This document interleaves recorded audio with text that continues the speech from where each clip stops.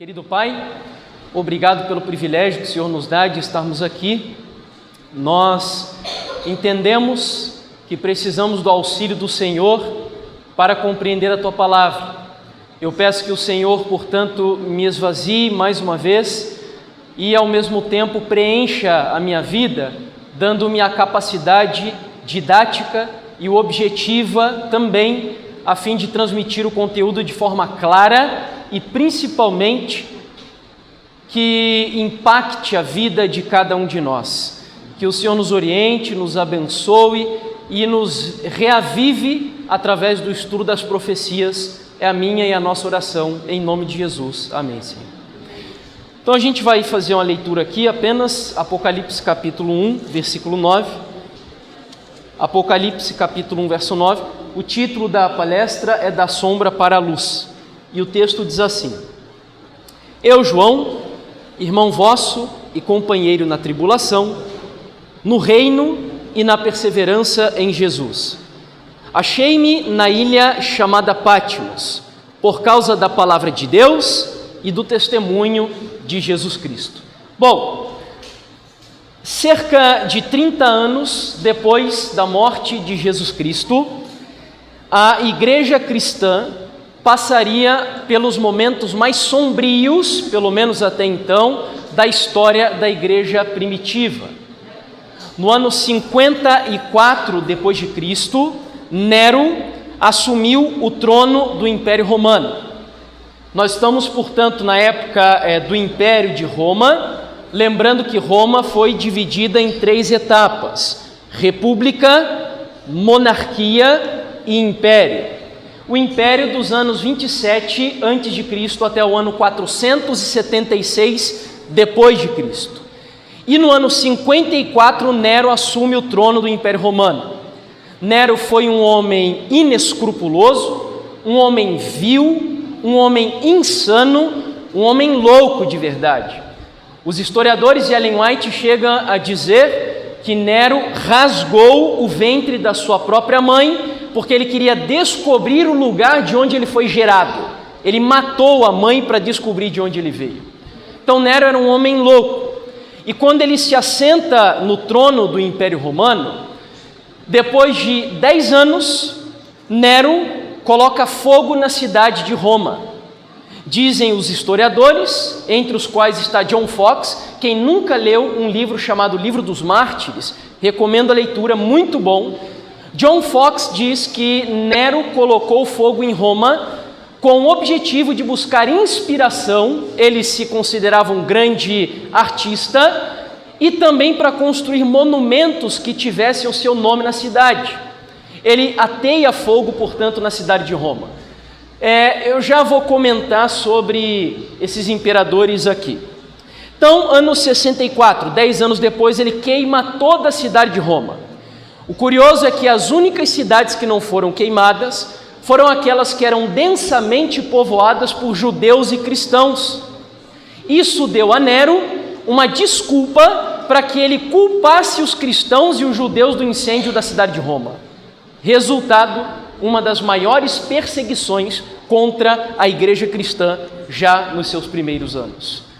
Dizem os historiadores que faltou madeira para construir tantas cruzes, onde os cristãos ali eram crucificados, e os soldados romanos passavam piche sobre os cristãos e ateavam fogo sobre eles, sabe para quê? Para iluminarem os corredores da cidade de Roma durante a noite. Muitos cristãos morreram durante essa perseguição.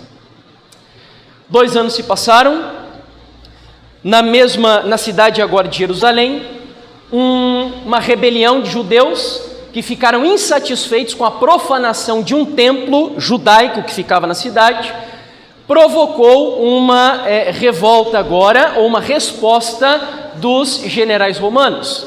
Tito viaja até Jerusalém a fim de coordenar ou de impedir o avanço daquela rebelião.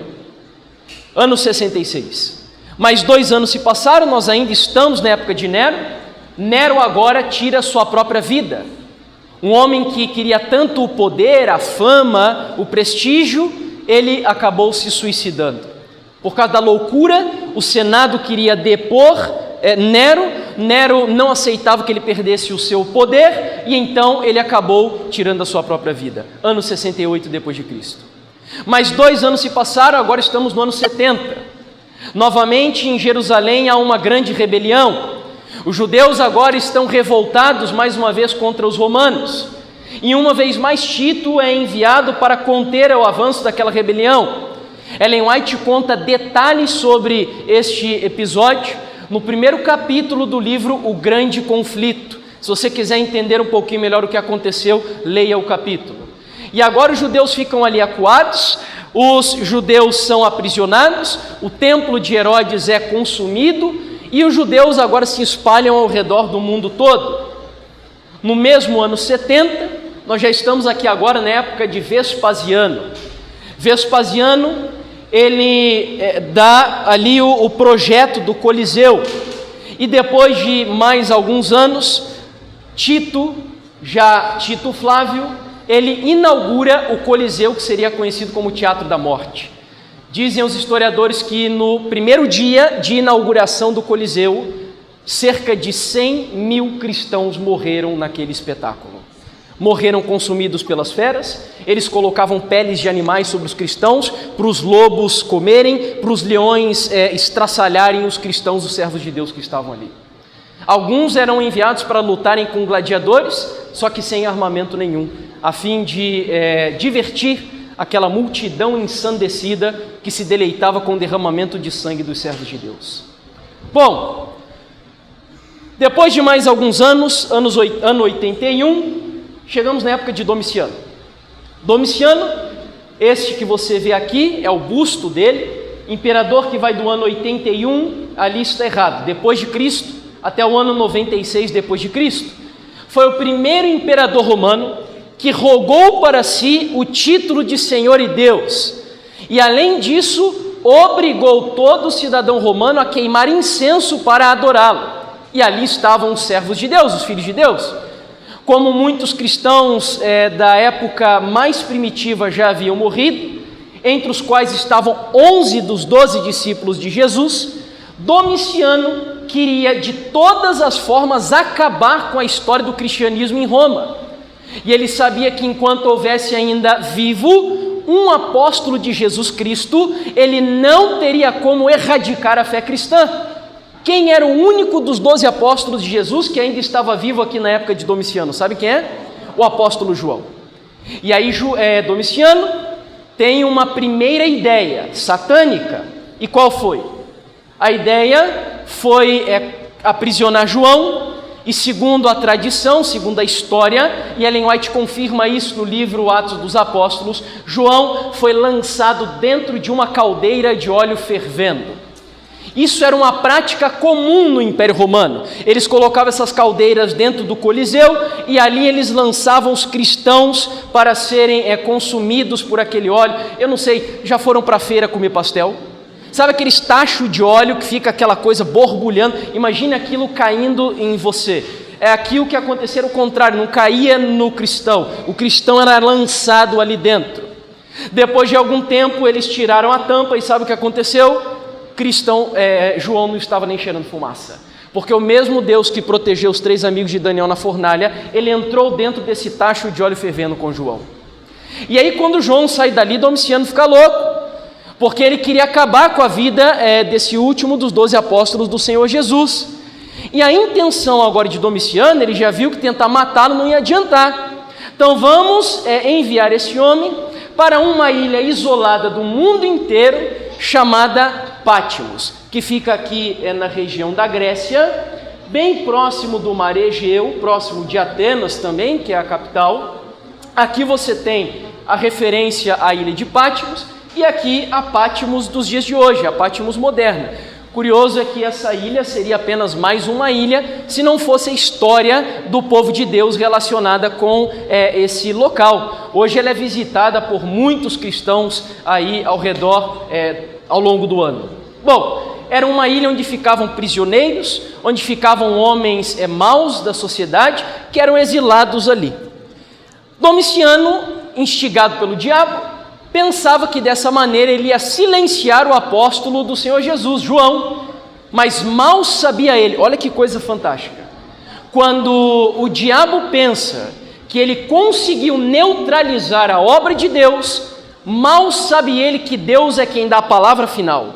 E quando ele pensava que ele estava silenciando o apóstolo do Senhor Jesus, mal sabia ele que esse apóstolo seria usado nessa ilha para escrever não um livro que ia influenciar apenas a igreja da sua época, mas um livro que ia preparar a igreja dos dias de hoje para a segunda vinda do Senhor Jesus.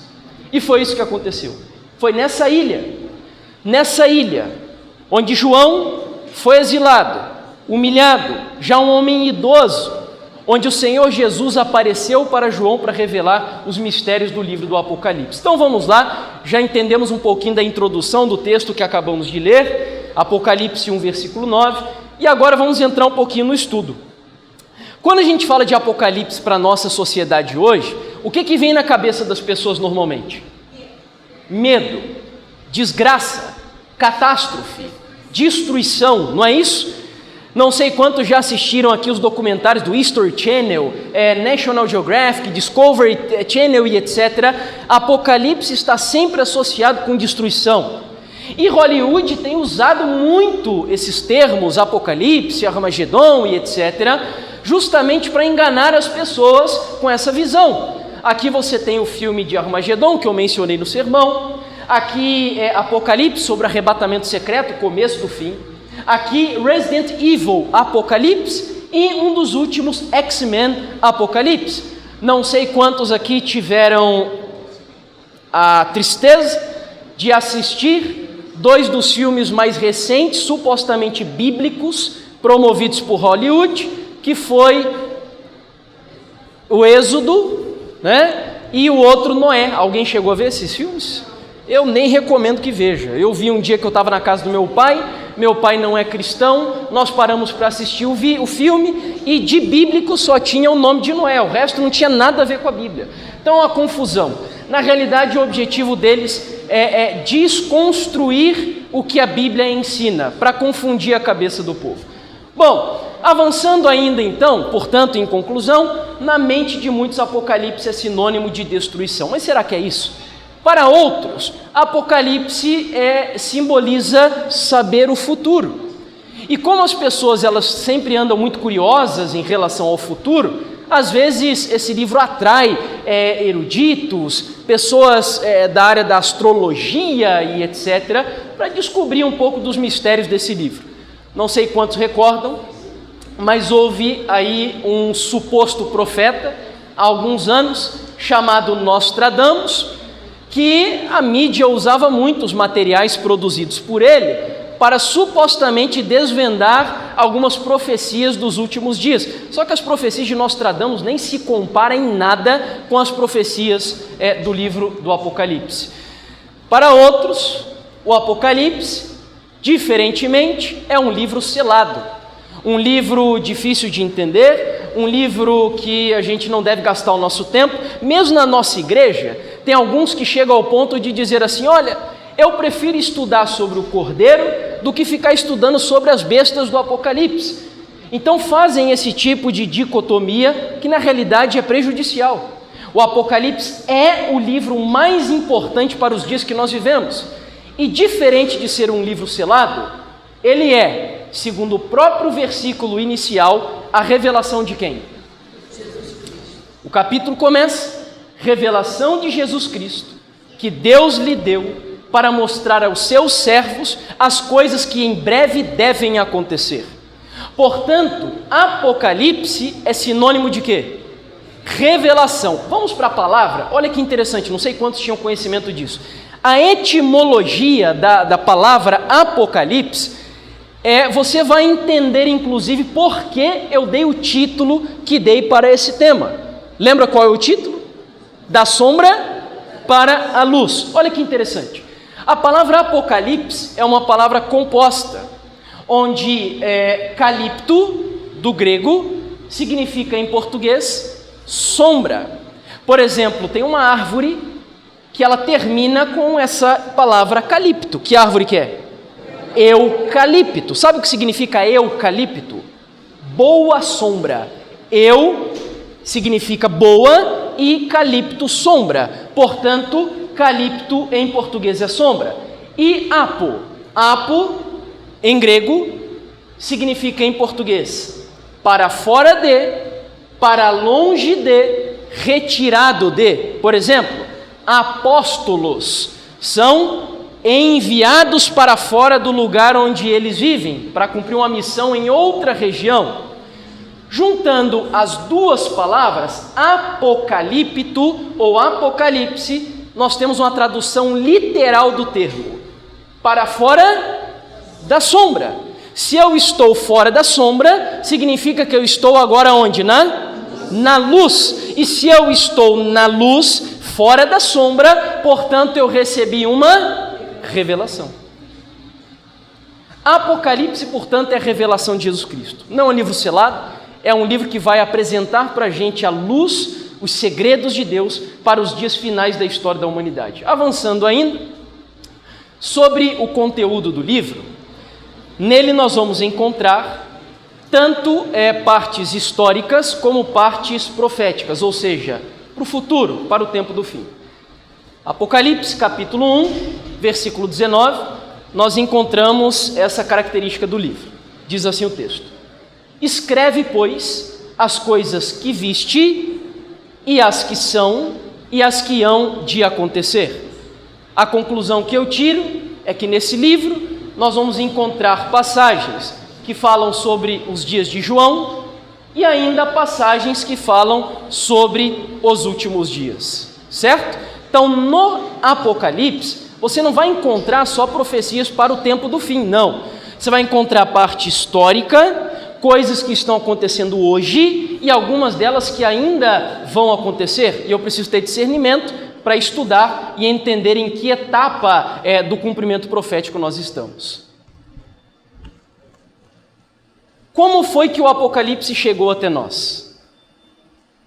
No mesmo capítulo 1, versículo 1 e 2, nós vemos a dinâmica agora do livro, para entender como foi que nós recebemos esse conteúdo. Já sabemos que João estava em qual ilha? Na ilha de Patmos. Ele era um prisioneiro, um homem idoso, já um ancião, cansado. Em algum momento, o Senhor Jesus se revela para ele. Sabe qual foi o dia da semana que Jesus deu as revelações do Apocalipse para João? Sábado. Ellen White confirma isso em Apocalipse capítulo 1, versículo 10, ele diz que foi arrebatado no dia do Senhor, e Ellen White diz que foi em um sábado que a autoridade suprema do céu, Jesus Cristo, deu as revelações do tempo do fim para o seu servo. Então, a dinâmica é a seguinte: revelação de Jesus Cristo, a qual, quem deu a revelação para Jesus? Não. Quem foi que deu a revelação para Jesus? Deus lhe deu. Então, Deus entrega a revelação para Jesus para mostrar aos seus servos as coisas que em breve devem acontecer. Mas entre Jesus e entre os servos ainda há mais dois agentes. O primeiro deles, diz aqui o texto, e ele, Jesus, enviando por intermédio do seu anjo, notificou ao seu servo João, o qual atestou a palavra de Deus e o testemunho de Jesus Cristo quanto a tudo o que viu. Então, em resumo, essa é a dinâmica da revelação. Nós temos aqui Deus que entrega para Jesus, que por sua vez entrega ao anjo. Apenas um parênteses. Sabem que anjo é esse? Qual era o anjo de Jesus? O anjo Gabriel, exato. Ellen White também diz que esse foi o anjo do Apocalipse. O anjo mais poderoso do céu foi enviado por Jesus para visitar João, que entrega a mensagem do Apocalipse para quem? Para os servos de Deus. Quem são os servos de Deus? Somos nós? Mas num primeiro momento éramos nós? Não. Então a gente precisa entender primeiro para quem o livro foi escrito. Aí então depois ele chegou em nós que somos também servos de Deus. Então está aqui. Quem são os servos de Deus dentro do Apocalipse? O Janderson falou sobre isso um pouquinho lá hoje, quando ele pregava sobre o santuário. João, a quem? As 7 igrejas que se encontram na Ásia. Isso Apocalipse 1, verso 4. E Apocalipse 1, verso 11, ele vai repetir e mostrar quem são essas igrejas: Éfeso, Esmirna, Pérgamo, Tiatira, Sardes, Filadélfia e Laodiceia. Uma pergunta, apenas uma curiosidade: estas 7 igrejas eram as únicas igrejas que existiam naquela ocasião ou tinha outras igrejas também? Tinha. Algumas delas a gente encontra até na Bíblia: a igreja de Corinto, a igreja de Colosso, Tessalônica, Galácia, Antioquia e por aí vai. Tinham muitas igrejas. Por que razão Deus escolheu somente essas 7 para enviar as cartas? Exato, porque a experiência dessas 7 igrejas, elas não serviriam apenas para si, mas seriam um exemplo para 7 fases das igrejas ao longo da história do cristianismo até a volta do Senhor Jesus. Por isso ele escolhe apenas essas 7. Portanto, vamos lá, vamos recapitular rapidinho. O que significa a palavra Apocalipse? Isso, para fora da onde? Da sombra, ou se quisermos usar uma palavra apenas, revelação. Nós vimos que João foi exilado em qual ilha? Pátmos. Na época de qual imperador romano? Agora ficou mais difícil, né? Domiciano. Nero já tinha, lembra que eu falei que ele se suicidou? Então foi na época de Domiciano que ele foi enviado para lá. Vimos também já que o Apocalipse ele foi revelado por intermédio de um processo. Agora eu vou voltar para facilitar para você. De onde vem a revelação?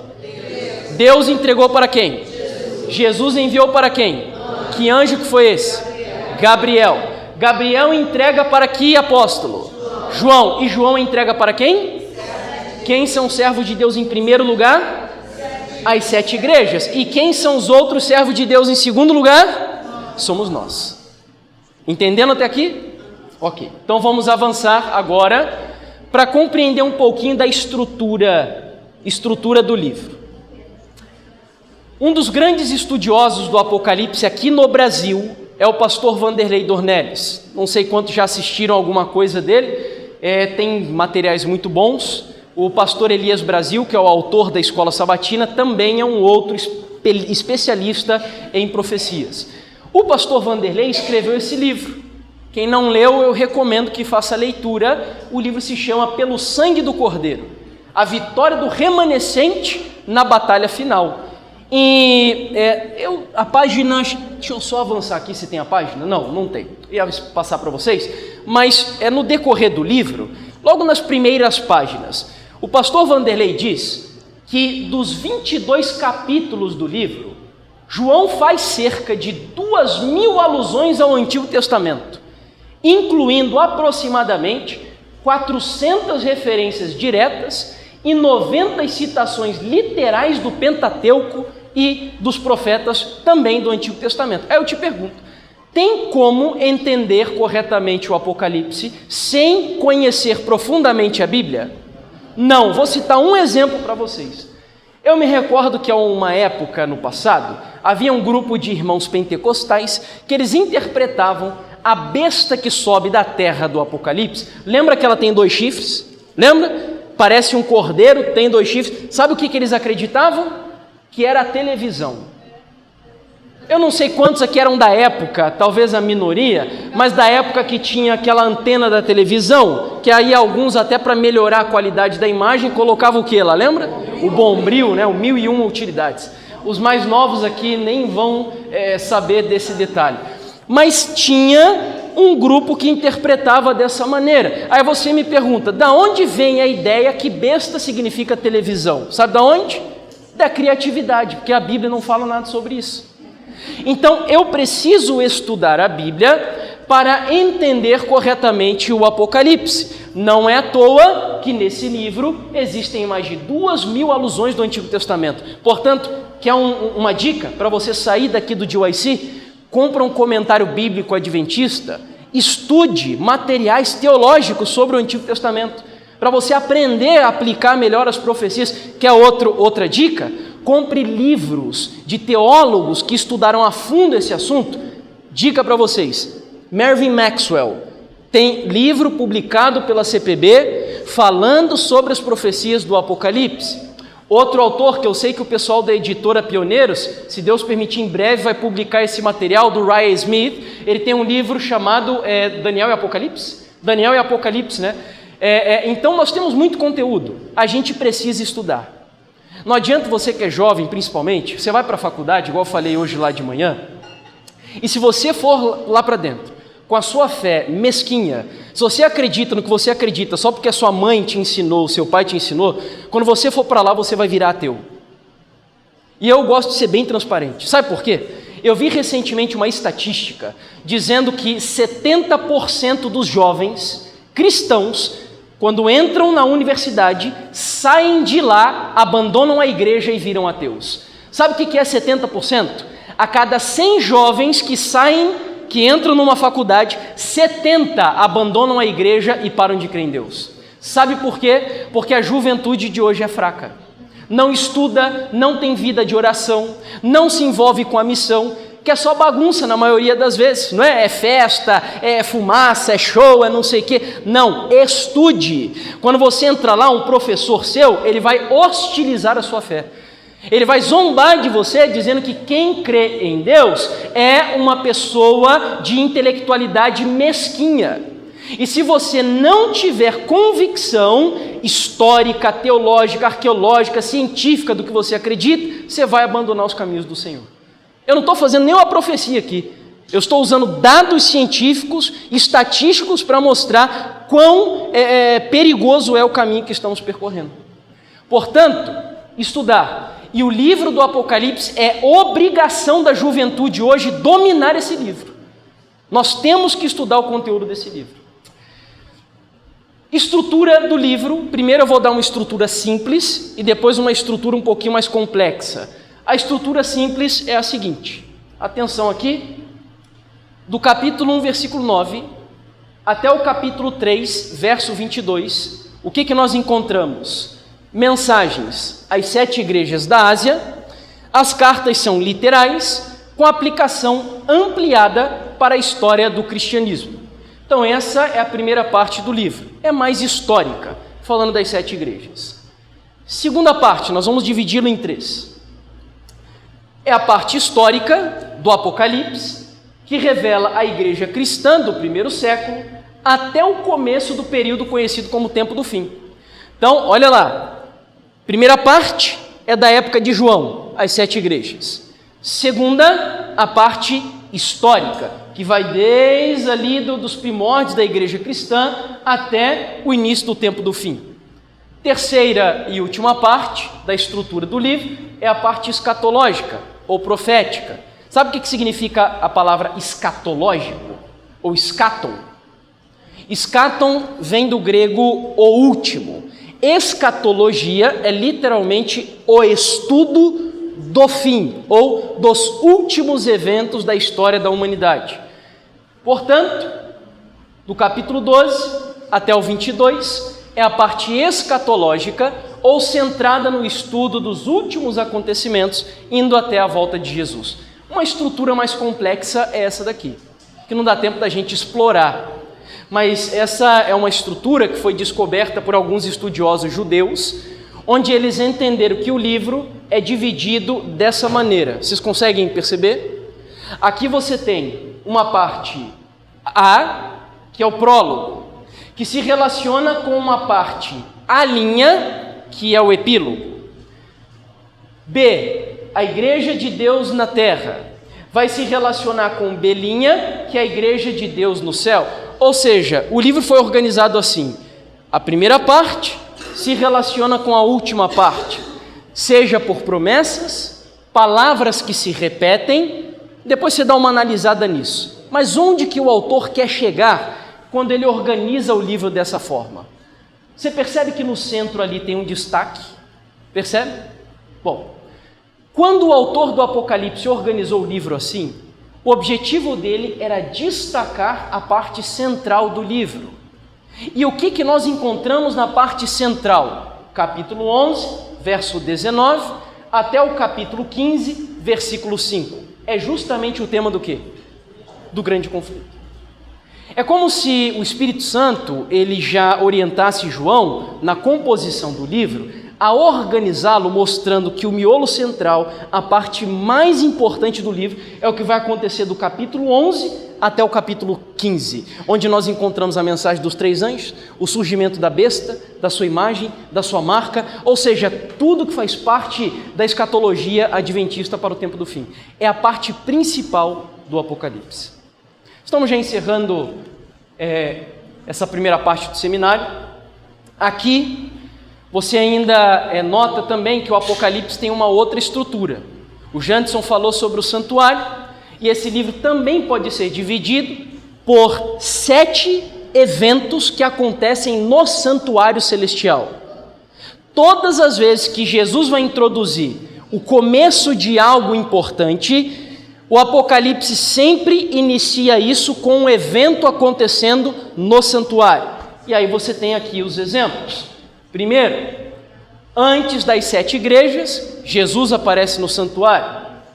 Na abertura dos 7 selos, no soar das 7 trombetas, na ira das nações, nas 7 últimas pragas, na consumação escatológica e na Nova Jerusalém. Portanto, não tem como entender o Apocalipse se eu não conheço que doutrina da igreja adventista. Que doutrina eu preciso conhecer para estudar o Apocalipse? O santuário, não é? Está meio calor aqui dentro, né? Pois é, não está funcionando Estou derretendo aqui. Bom, então a gente precisa estudar o santuário para entender o Apocalipse. Já falamos de João, sabemos que João foi um dos apóstolos do Senhor Jesus, ele é o autor do Apocalipse, e agora eu preciso só dizer um detalhe aqui para vocês, irmãos, olha que importante isso. Por que João foi escolhido para receber as revelações do Apocalipse? Você acha que João era melhor do que os outros discípulos? Ele era melhor do que os outros discípulos? Jesus faz acepção de pessoas? Não. Mas por que Deus escolheu João para revelar os mistérios desse livro? Na realidade foi assim, ele foi escolhido porque ele tinha uma comunhão bem grande com Deus. Ele orava constantemente. Um pouquinho mais alto. Ele orava constantemente. E quando Deus viu a comunhão que ele tinha, ele separou ele para a ilha de Patmos, para conseguir escutar o que ele tinha para nós. Perfeito. Lembra que dos 12 discípulos, tinham 3 que eram mais íntimos de Jesus. Quais eram, lembra? Pedro, Tiago e João. Por exemplo, esses 3 estavam presentes na ressurreição da filha de Jairo, os outros não. Na transfiguração, os outros não. No Getsêmani, os outros não. Na cruz, não estavam. O único que foi até a cruz foi quem? Foi João. Mas aí olha que curioso. E correu até o sepulcro foi João e Pedro. Quando João aceitou se tornar um discípulo de Jesus, ele já era um homem manso, que queria assim, realmente amava, já era? Não, a Bíblia diz que ele era filho de quem? Filho do trovão. Eu estou para fazer um sermão sobre isso, pegando a história de João, para mostrar para nós o maior milagre que Deus é capaz de fazer na história do universo. Às vezes a gente pensa que a criação é o maior milagre. Não, sabe qual é o maior milagre? É Deus pegar uma pessoa igual João, um filho do trovão, e transformar o caráter dele a ponto dele ser chamado do discípulo do amor. Amém. O discípulo amado. Agora, foi Jesus que predestinou João para ser essa pessoa, ou João escolheu ser o discípulo mais íntimo de Jesus Cristo? Sabe por que eu estou dizendo isso aqui dentro agora? Porque aqui eu tenho um grupo de pessoas que vão daqui a pouco sair pelas portas dessa sala, e tudo o que eu disse, tudo o que nós ouvimos aqui, e mesmo de OIC, vai entrar no ouvido e vai sair pelo outro. Porque não são todos aqueles que querem entrar nas câmaras secretas do Senhor Jesus Cristo. É uma minoria. Dos 12 discípulos, 3. Dos 3, apenas um se esvaziou a ponto de se entregar para ele, de tal forma que ele era confundido com o próprio Jesus Cristo. Não é isso que a Bíblia diz? Tanto que ele parecia com Jesus, ele era confundido com o Senhor Jesus. Agora, volto a falar para os jovens. Quantos anos João tinha quando ele se tornou discípulo de Jesus Cristo? Mais ou menos, sabe? cerca de 17 anos. Aí a gente entende por que João ele foi mais facilmente transformado. Porque é mais fácil você dobrar um lenho verde do que pegar um lenho seco. É muito mais fácil. Como João era novo, ele foi mais sensível para ser moldado pelo Senhor Jesus Cristo. Por isso Jesus diz, e agora não é só para jovem, é para adultos que estão aqui também: se não fordes como as crianças, não herdará o reino dos céus. Porque a gente precisa passar por um processo de reeducação. E o Apocalipse fez isso também com João, por isso ele recebeu essa recompensa. Bom, aí João tem a experiência fenomenal, que eu imagine para João, qual foi a última imagem, ou uma das últimas imagens que João teve de Jesus? Ele viu Jesus subindo para o céu, certo? Ele viu Jesus indo para lá, mas Jesus ainda não estava glorificado, ele seria entronizado só na sua ascensão, então ele viu um Jesus cheio de marcas. Na cruz ele ficou com uma imagem extremamente negativa de Jesus. Mas agora, quando Jesus aparece para João na ilha de Patmos, olha que descrição fenomenal. Achei-me em espírito no dia do Senhor, e ouvi por detrás de mim uma grande voz. Voltei-me para ver quem falava comigo, e vi 7 candeeiros de ouro. E no meio dos candeeiros, um semelhante a filho de quem? Filho do homem. Quem é o filho do homem? Jesus, com vestes talares, cingido à altura do peito com uma cinta de ouro. A sua cabeça e cabelos eram brancos como a neve, os olhos como chamas de fogo, os pés semelhantes ao bronze polido como que refinado numa fornalha, a voz como voz de muitas águas. Tinha na mão direita as 7 estrelas, e da sua boca saiu uma espada afiada de 2 gumes. O seu rosto brilhava como o sol na sua força. Ou seja, olha a descrição que João teve de Jesus. Ele andava nos candeeiros, era semelhante ao filho do homem, usava vestes diferentes, tinha uma cinta de ouro no meio ali do corpo, cabelos brancos como a neve, olhos como chama de fogo, pés como bronze polido, uma voz bastante harmoniosa e poderosa como de águas, 7 estrelas na mão direita, da boca saiu uma espada afiada e o rosto brilhava como o sol. João agora não estava mais presenciando o Cristo escarnecido, humilhado, vituperado na cruz. João não estava mais agora presenciando aquele Cristo que andava com os pés empolvorados, como se fosse um cidadão comum da cidade de Jerusalém. João agora não estava mais presenciando aquele Galileu que foi carpinteiro junto com seu pai José, não. João agora estava vendo na ilha de Patmos o Deus Todo-Poderoso, soberano, glorificado e entronizado novamente no reino dos céus. Jesus estava aparecendo para João na ilha de Patmos, dessa maneira, para revelar os mistérios dos últimos acontecimentos da história da igreja aqui na terra. Coisas que João, no seu tempo, nem fazia ideia do significado. Agora pense comigo. Nós estamos falando de 1900 anos que se passaram.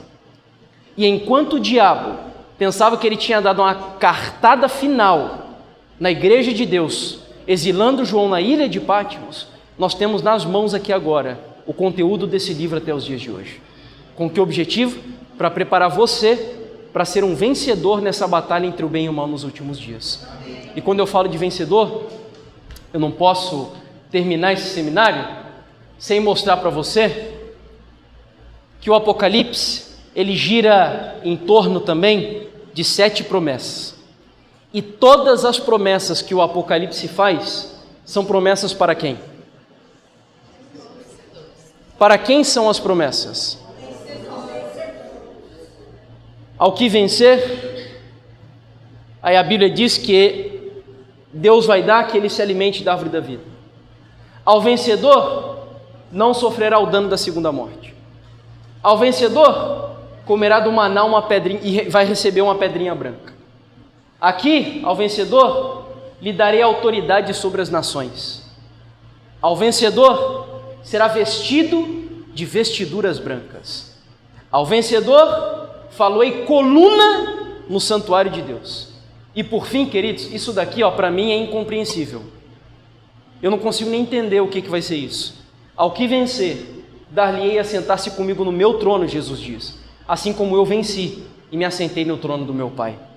Sabe, quando nós chegarmos em Jerusalém, e eu espero que todos nós cheguemos lá, nós vamos encontrar nessa cidade quantas portas?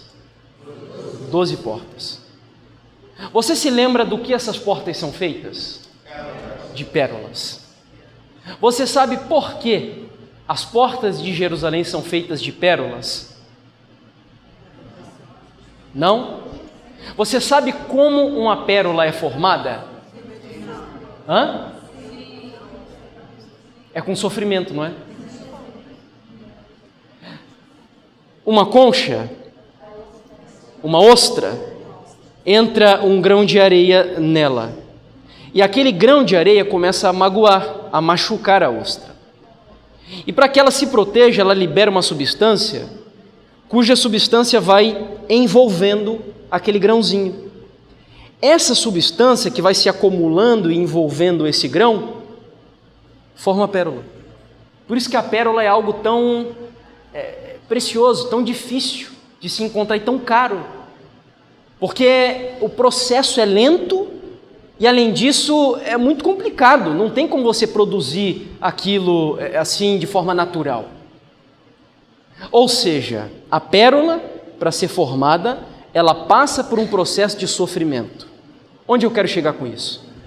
Pelos portais da Nova Jerusalém, só atravessarão aquelas portas aqueles que desenvolverem a pérola do caráter de Cristo na sua vida. Agora, isso não acontece senão através do quê?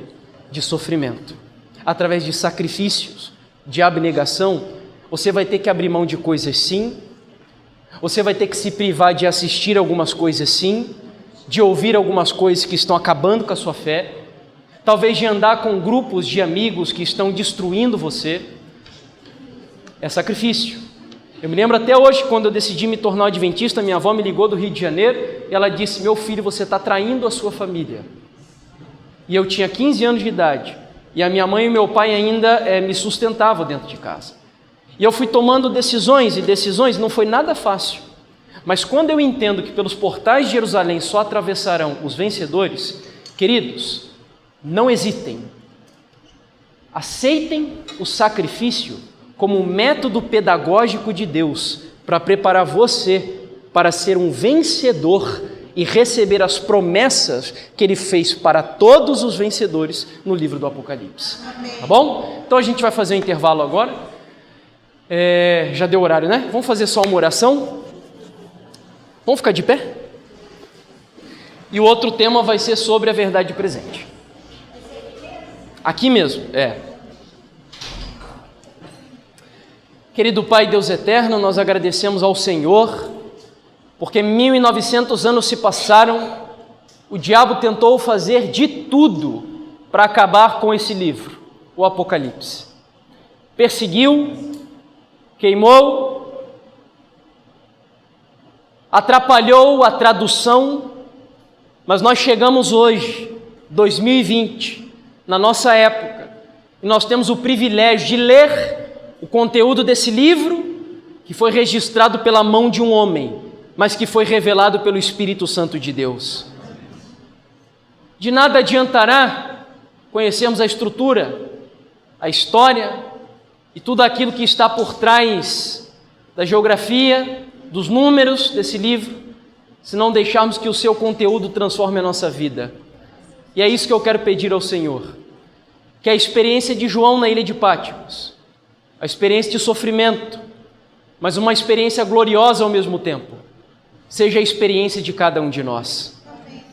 O Senhor sabe quais serão os dias mais difíceis da nossa vida.